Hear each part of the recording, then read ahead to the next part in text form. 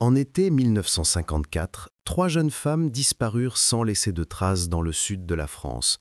On disait qu'elles étaient les filles d'un certain Armand Delcourt, un industriel respecté qui possédait la plus grande fabrique de soie synthétique du Vaucluse. Pendant des mois, les voisins entendirent seulement le vent passer entre les cyprès du domaine Saint-Clair, sans jamais apercevoir une seule silhouette aux fenêtres.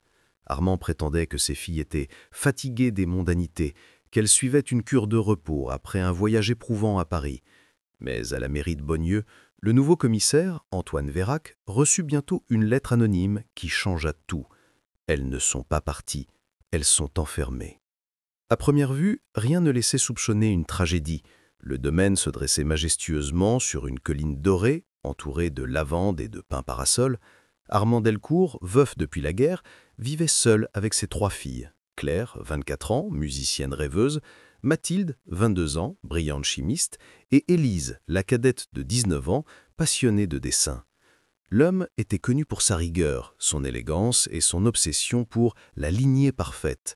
Mais ce que personne ne savait, c'est qu'Armand ne croyait pas seulement à la perfection morale, il croyait à la perfection biologique. En 1952, après un congrès scientifique à Lyon sur la génétique humaine, il avait commencé à financer secrètement un laboratoire dans les sous-sols de sa propriété. Officiellement, c'était pour étudier les colorants naturels de la soie. En réalité, il menait une expérience inspirée par les théories les plus sombres de l'après-guerre, créer une descendance intellectuellement supérieure, capable de porter son nom et ses idées à travers les siècles. Ce projet, il l'appelait l'héritage absolu. Tout commença lors d'un dîner à Avignon, au Cercle des Industriels. Armand y rencontra un certain docteur Léon Sarret, ancien chercheur du CNRS radié pour ses travaux controversés sur la sélection génétique. Sarret lui parla d'une nouvelle méthode d'amélioration héréditaire par combinaison de profils biologiques compatibles. Ce discours fascina Armand, d'autant plus qu'elle craignait une chose, n'avoir aucun fils pour hériteux de son empire. Ses filles, si intelligentes soient-elles, ne pouvaient selon lui porter le nom Delcourt au sommet de la science et de l'industrie. Pendant 2 ans, Armand travailla dans l'ombre. Il fit venir du personnel trié sur le volet, installa des équipements médicaux modernes dans une aile fermée du manoir et engagea un homme du nom de Julien Morel, un technicien militaire réformé, réputé pour sa force physique et sa mémoire prodigieuse. Julien ignorait tout du vrai but de sa présence. Armand lui fit croire qu'il serait l'assistant d'un programme de recherche confidentiel. L'homme accepta sans poser de questions. Il avait besoin d'argent et d'un toit.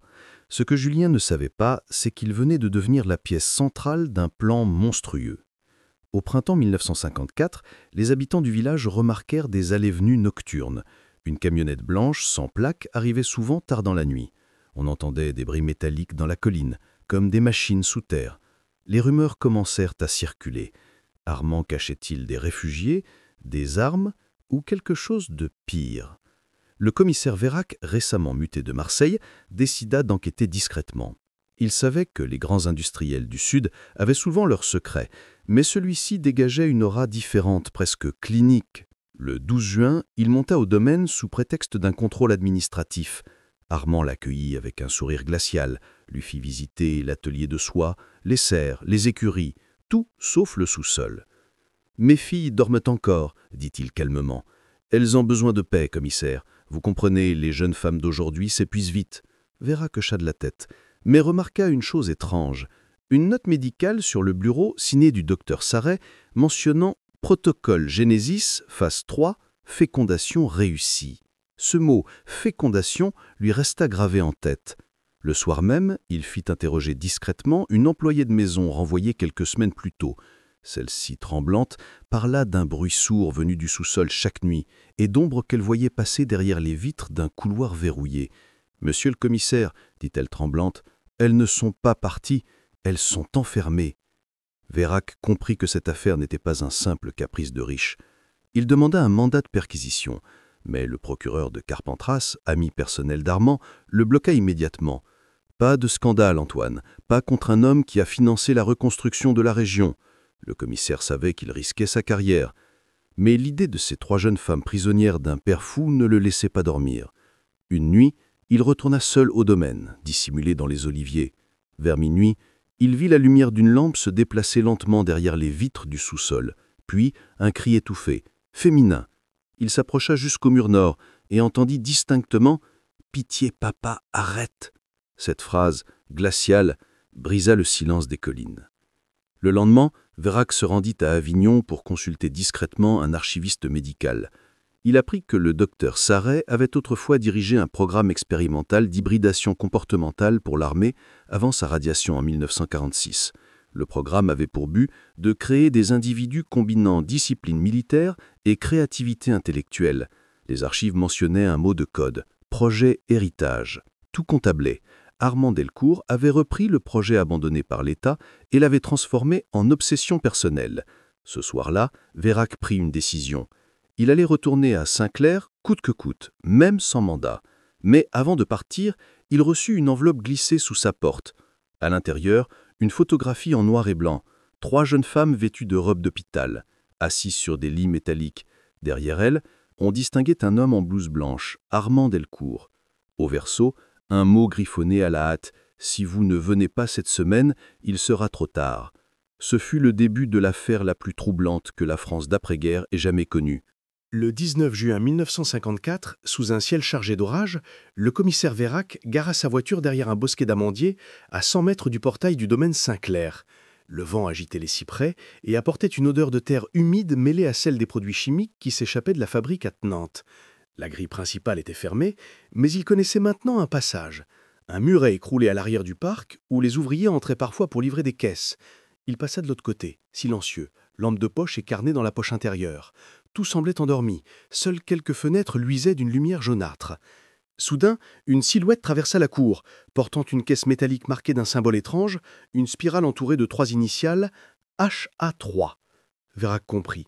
Héritage absolu, phase 3. Il suivit discrètement l'homme jusqu'à une trappe dissimulée sous une pergola de vigne vierge. Quand l'homme disparut à l'intérieur, Veyrac attendit le silence, puis descendit à son tour. L'air du sous-sol était glacé et saturé de désinfectants. Le couloir s'enfonçait dans la roche, éclairé par des lampes rouges. Au bout, plusieurs portes hermétiques portaient des plaques de cuivre. Salle A, expérience sanguine. Salle B, observation psychique. Salle C, maternité contrôlée. Il sentit son cœur se serrer. Dans la dernière salle, il entendit une voix féminine faible. Il s'approcha, écarta le rideau de plastique, 3 lits alignés, des machines qui bipaient faiblement et une jeune femme allongée, pâle comme la cire. Ses yeux s'ouvrirent à peine quand elle vit l'uniforme du commissaire. « Aidez-nous » murmura-t-elle. C'était Élise Delcourt. Elle tendit la main, reliée à une perfusion. Veyrac coupa le tuyau, chercha à la relever, mais un bruit métallique retentit. Derrière lui, la porte venait de se verrouiller. Une voix résonna dans le haut-parleur au-dessus. « Monsieur Veyrac, j'espérais que vous seriez plus prudent. » C'était Armand Delcourt, calme, presque amusé. « Vous n'auriez pas dû venir seul. » Le commissaire pointa sa lampe vers la grille d'aération. La voix continuait. « Vous cherchez la vérité ? Très bien, voyez-la. » La lumière s'alluma d'un coup. Dans 3 cuves de verre remplies d'un liquide ambré flottaient des embryons, chacun relié à des électrodes. Des fiches portaient des noms. Projet A, Claire, sujette alpha. Projet B, Mathilde, sujette bêta. Projet C, Élise, sujette gamma.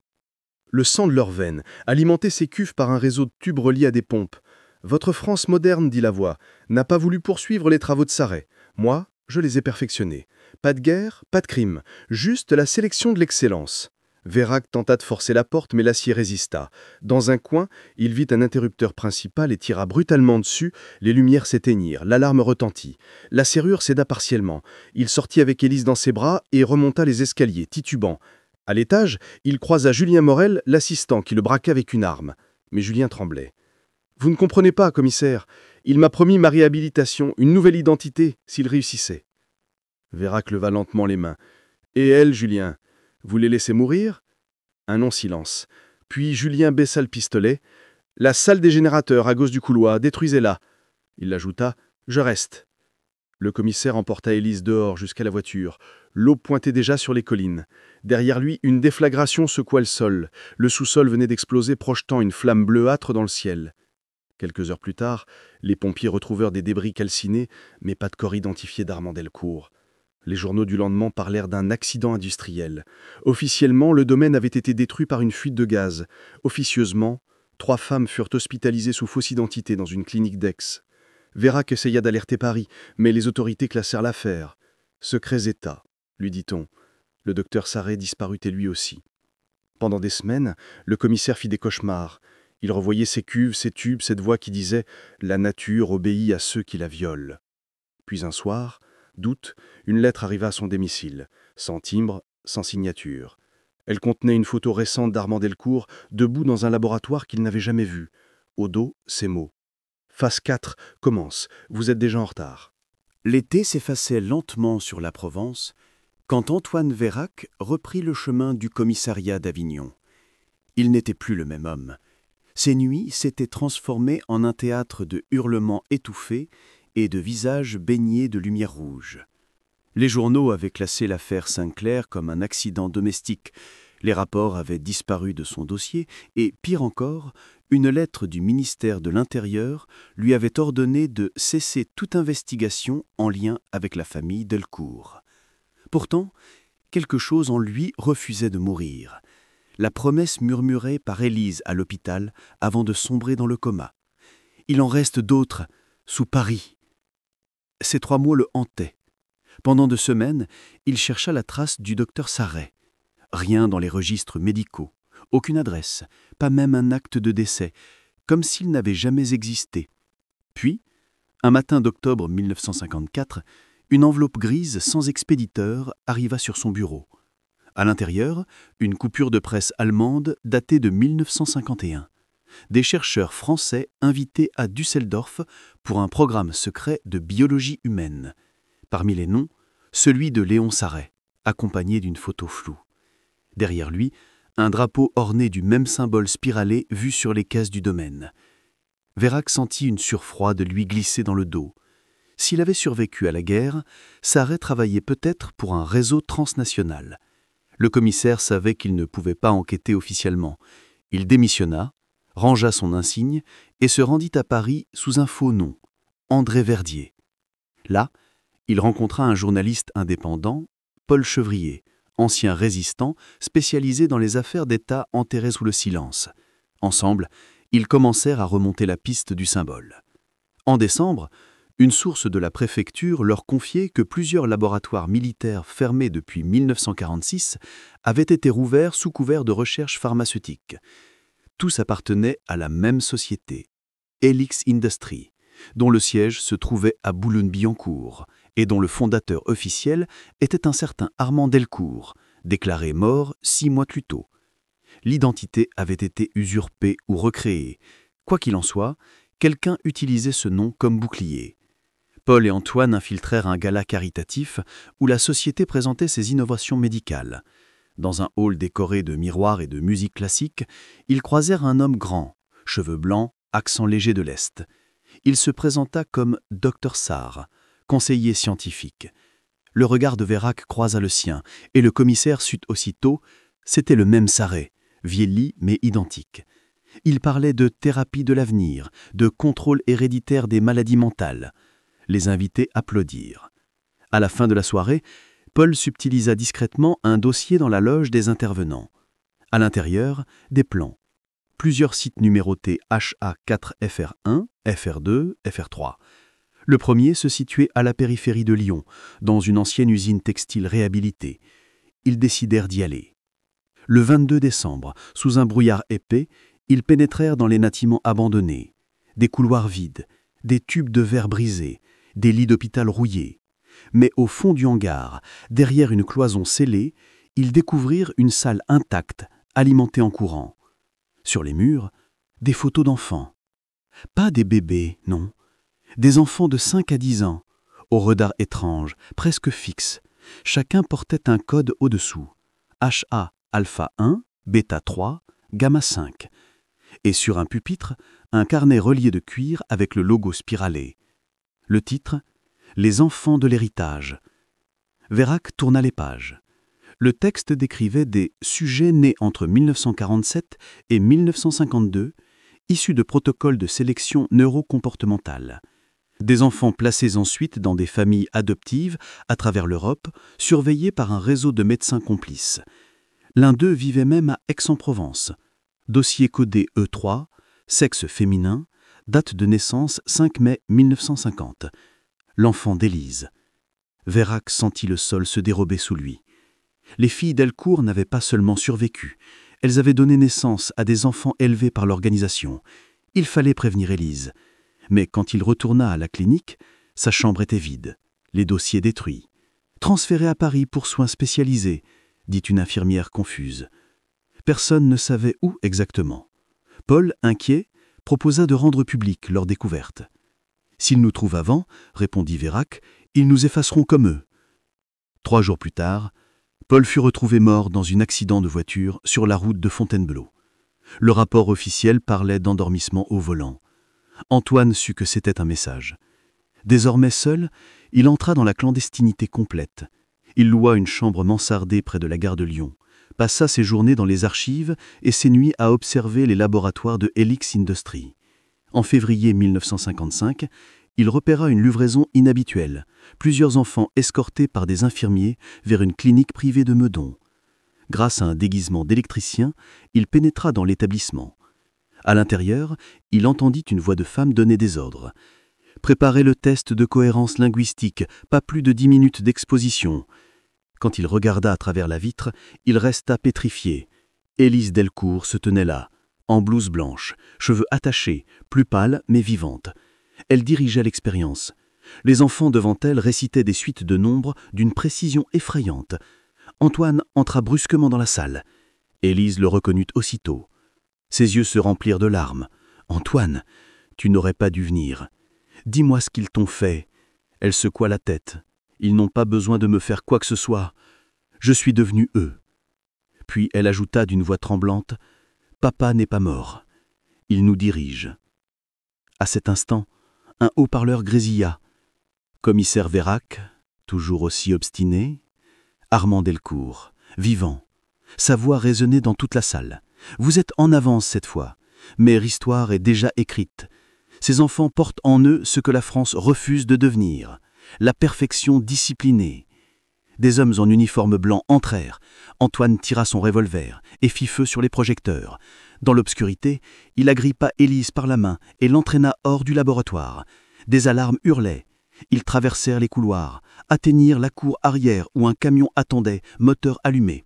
À son bord, un vieil homme chauve, nerveux. C'était le docteur Sarret lui-même. Il les vit et cria « Non, elle doit rester !»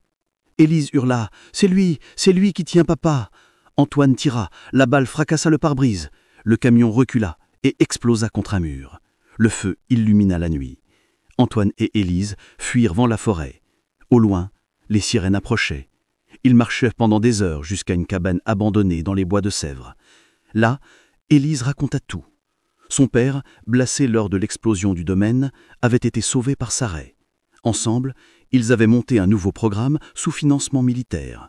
Le but, créer une génération d'enfants programmés pour obéir, sans peur, sans fatigue, capables de servir d'élite administrative dans la France à venir. Les sœurs, contraintes ou hypnotisées par des méthodes chimiques, avaient servi de mères porteuses pour les prototypes d'initiaux. Claire était morte, dit-elle en sanglotant. Mathilde, je ne sais pas. Il l'appelle la mère sérum. Le commissaire nota tout. Puis il lui demanda « Combien d'enfants ?» Elle répondit « 27. Ils sont dispersés dans des familles choisies. Tous portent le même gène. Si l'un d'eux meurt, les autres rêvent du même cauchemar. » Antoine comprit que cette histoire dépassait tout ce qu'un simple policier pouvait arrêter. Il décida de contacter un député progressiste qu'il connaissait de la Résistance, Étienne Moreau, membre d'une commission parlementaire sur les expérimentations biologiques. Mais avant qu'il puisse le faire, un camion noir s'arrêta devant la cabane. Des hommes en civil sortirent, armes en main. Élise cria « Cours !» Les balles déchirèrent la porte arrière. Antoine plongea par la fenêtre arrière, roula dans la boue et courut jusqu'à la rivière. Il se retourna une dernière fois. La cabane brûlait déjà, et dans les flammes, il vit la silhouette d'Élise qui ne fuyait pas. Elle tenait dans ses mains un flacon brillant, le sérum HA. Elle le brasit contre sa poitrine, et tout explosa dans une lumière blanche. Quand Vérac se réveilla sur la berge, l'aube se levait. Autour de lui, des morceaux de verre incrustés dans la terre formaient la spirale du logo. Aucun corps, rien qu'un silence absolu. Il resta immobile longtemps. Puis il murmura « Elle a choisi de détruire son sang. » Mais le soir même, à la radio, une voix d'enfant récita lentement « Nous sommes les enfants de l'héritage. » L'hiver 1956 couvrait Paris d'une pellicule de neige grise lorsque l'ancien commissaire Antoine Vérac comprit qu'il n'était plus un homme libre. Depuis l'explosion de la cabane de Sèvres et la disparition d'Élise, il vivait caché sous des identités multiples, changeant d'hôtel chaque semaine, observant chaque reflet de vitrine avec la peur d'y voir un visage qu'il connaissait trop bien. Les journaux n'avaient rien dit de la clinique de Meudon, rien du camion incendié, rien des enfants. Officiellement, tout cela n'avait jamais existé. Pourtant, à la radio, dans certaines émissions nocturnes, il croyait entendre parfois la même voix d'enfant récitant des suites de nombres. 0, 3, 8, 1, 9. Toujours la même cadence, toujours la même spirale sonore. Un message? Une coordination?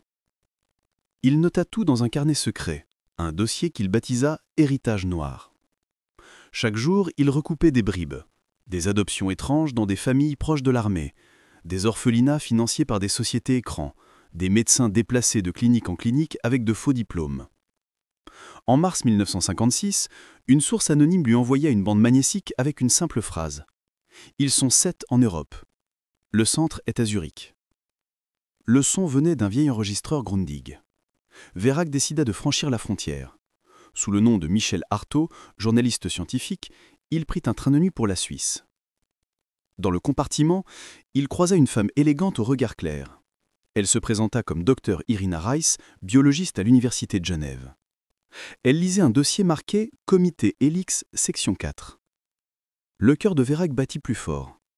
Il feignit l'indifférence, engagea la conversation. Climat, recherche, politique. À la gare de Lausanne, elle descendit, oubliant volontairement, ou pas, un carnet sur la banquette. Il le ramassa.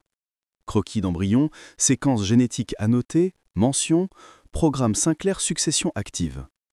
À la dernière page, une adresse. Institut de recherche Helvète, Zurich, bâtiment D. Le lendemain, il s'y rendit. Derrière une façade anonyme se cachait une forteresse de verre et d'acier. En observant depuis un café d'en face, il reconnut plusieurs silhouettes aperçues jadis à Meudon. Des techniciens, des infirmiers, même un officier français qu'il croyait mort. L'organisation n'était plus française, elle était européenne. Il loua un appartement à Oerlikon, posta chaque soir ses notes à une boîte morte appartenant à un contact de l'ancienne résistance, puis il se fit embaucher comme agent d'entretien grâce à de faux papiers. Les premiers jours, rien. Des couloirs immaculés, des laboratoires vides. Mais un soir, alors qu'il vidait les poubelles du sous-sol, il entendit une mélodie familière, une boîte à musique jouant la valse que Claire Delcourt aimait, d'après les journaux retrouvés au domaine. Il suivit le son. Une porte blindée portait l'inscription « Programme Gamma, accès interdit ». Il força la serrure avec un croquet de fortune. La pièce derrière ressemblait à une murserie. 6 berceaux métalliques, chacun relié à un moniteur cardiaque. Dans les berceaux, des enfants dormaient paisiblement, respirant à l'unisson, comme synchronisés. Sur le mur, un grand écran affichait une carte d'Europe constellée de points rouges. Paris, Berlin, Vienne, Varsovie, Rome, Lyon, Zurich. Sous chaque point, un nom de code et une date. Le programme couvrait tout le continent. Il s'approcha d'un berceau, lut une étiquette, sujet HAE3, propriété Helix. L'enfant ouvrit les yeux, gris clair, identique à ceux d'Élise, et murmura, dans un souffle. « Tu es Antoine !» Le sang du commissaire se figea. Il recula, l'enfant poursuivit, « Elle m'a dit que tu viendrais. » Il voulut répondre, mais la porte s'ouvrit brutalement. Irina Reiss entra, revolver en main. « Vous ne deviez pas voir ça, monsieur Artaud. » Il leva les mains, elle hésita. « Élise Delcourt était mon amie. Elle voulait détruire le projet. J'ai continué pour une autre raison. » Elle baissa l'arme. « Ces enfants sont des catalyseurs neuronaux. Si l'un meurt, le réseau entier s'éteint. Vous comprenez? Vous pouvez les sauver tous en détruisant un seul. » Il la regarda incrédule. « Vous me demandez de tuer un enfant ?»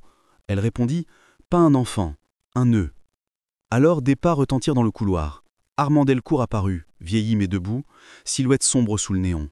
« Toujours le justicier, Antoine. Vous n'avez rien compris. Nous sommes l'évolution. » Son visage était marqué de cicatrices, son regard plus froid que jamais. « Élise vous a trahi par faiblesse, mais son sang vit ici. » Il désigna le petit corps dans le berceau. « Tue-le si vous l'osez. Vous tuerez l'avenir. » Vérac se jeta sur lui. Le revolver d'Irina tomba, un coup partit. La vitre éclata. Une alarme hurla. Le commissaire saisit l'enfant, courut vers la sortie, Irina tirant derrière lui pour couvrir sa fuite. Des sirènes, des ordres en allemand, des volets métalliques qui se ferment. Il franchit une porte de service, sauta dans la neige et disparut entre les hangars. Derrière, le bâtiment explosa. Peut-être avait-il déclenché le système d'autodestruction. Antoine courut jusqu'à la gare, prit le premier train pour la Genève. Dans le compartiment, l'enfant tremblait sans pleurer. « Comment t'appelles-tu » demanda-t-il. « Nora » répondit la petite voix. À cet instant, il comprit que rien n'était fini. Dans les jours qui suivirent, il cacha Nora dans un couvent près d'Annecy, sous le nom de Marie Lenoir. Puis il écrivit une lettre codée à Étienne Moreau. Le sang a traversé les frontières, trouvé les 7. La réponse arriva 2 semaines plus tard. Le gouvernement nie. Certains membres sont complices. Tu es seul. Antoine, maintenant traqué par Interpol sur mandat pour espionnage industriel, se réfugia dans les montagnes. Mais où qu'il aille, la spirale revenait. Sur les murs, sur les papiers, sur les timbres, gravés même sur la neige fondue. Et parfois la nuit, le transistor émettait à nouveau la voix d'enfant. Nous sommes les enfants de l'héritage. Il tentait de les localiser grâce aux fréquences.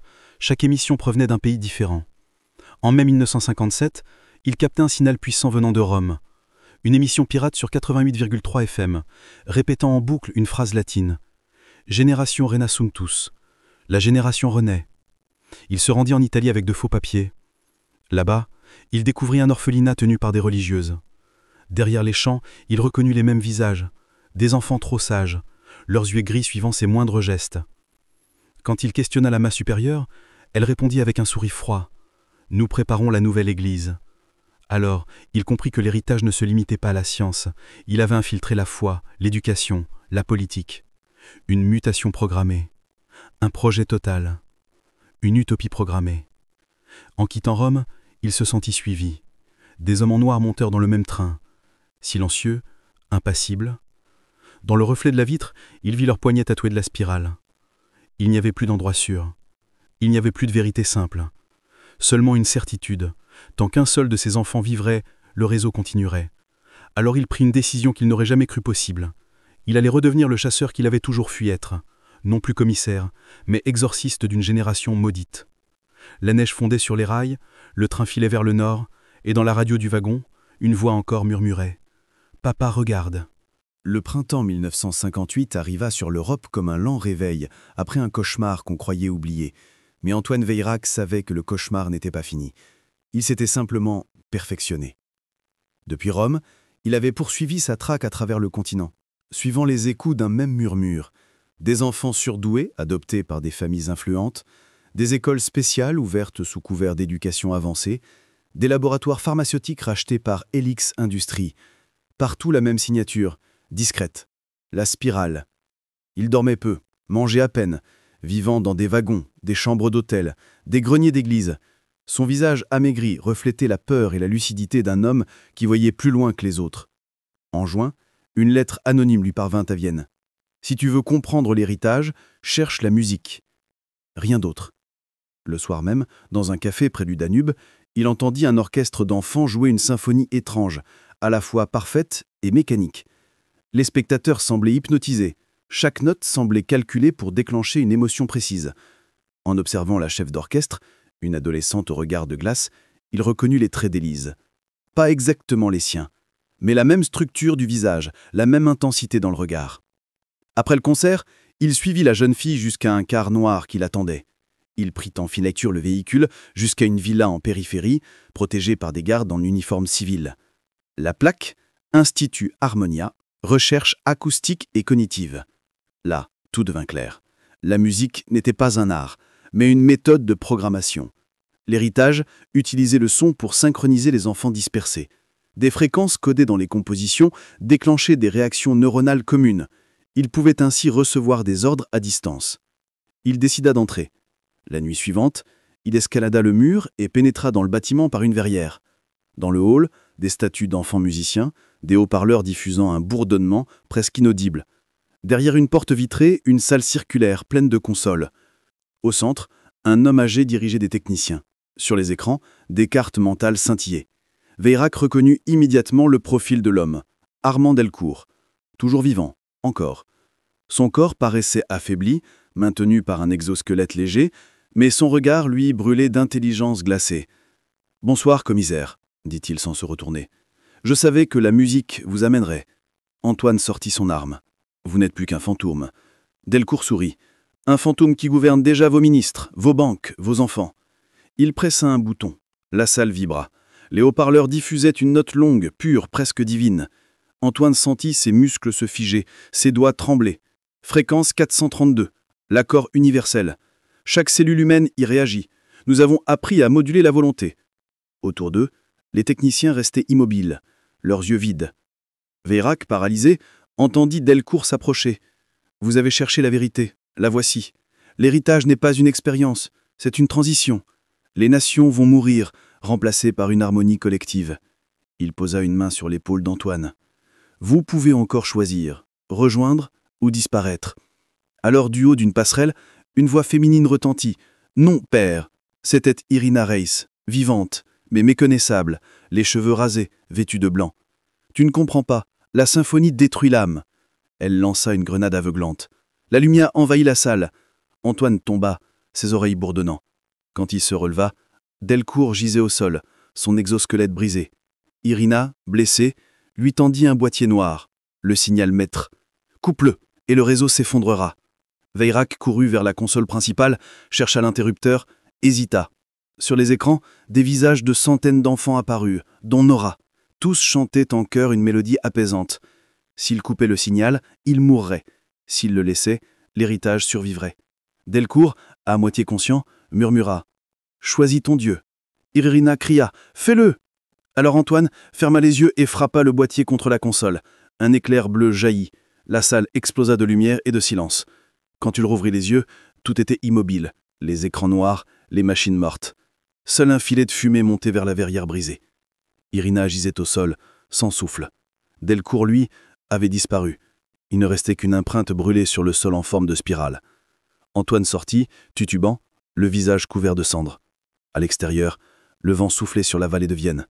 Il pensait que tout était fini. Mais dans la radio d'une voiture abandonnée, une voix d'enfant chuchota. « La symphonie continue !» Durant les mois suivants, des phénomènes étranges se produisirent. Des étudiants se mirent à parler la même langue inventée, des foules entières restèrent figées lors de concerts diffusés à la radio, des politiciens utilisaient des expressions identiques, mot pour mot, dans des discours différents. Veyrac comprit que le signal n'avait pas été détruit, il s'était libéré, dissous dans les ondes.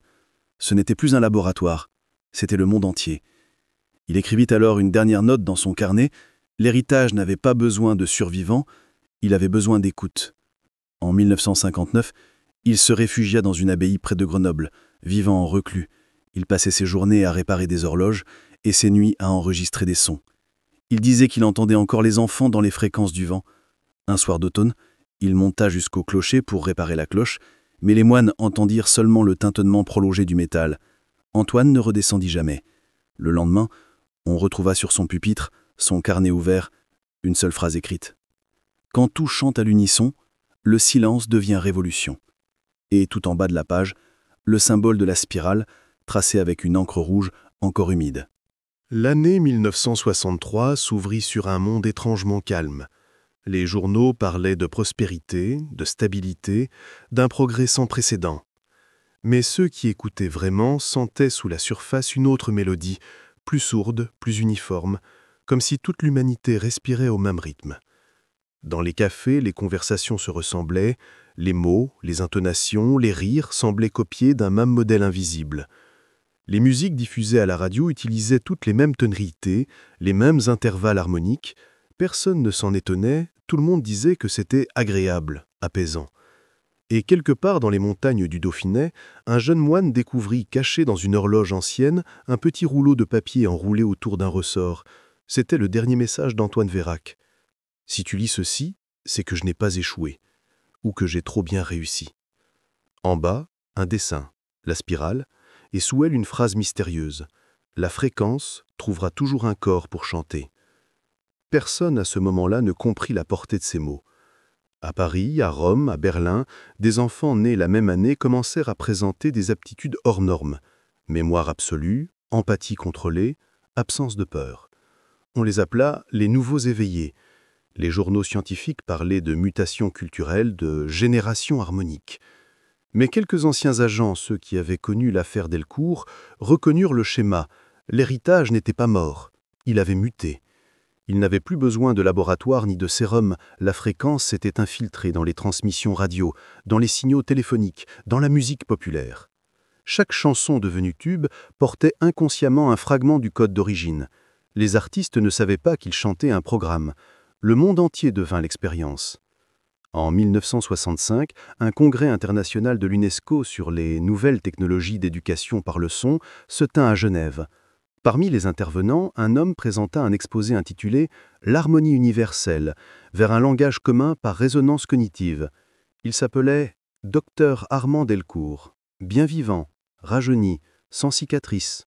Il parlait avec calme, sourire bienveillant, évoquant une humanité réconciliée avec elle-même par la vibration. Ses auditeurs, fascinés, ne clignaient presque pas des yeux. Quand il quitta la salle, plusieurs diplomates le suivirent sans même savoir pourquoi.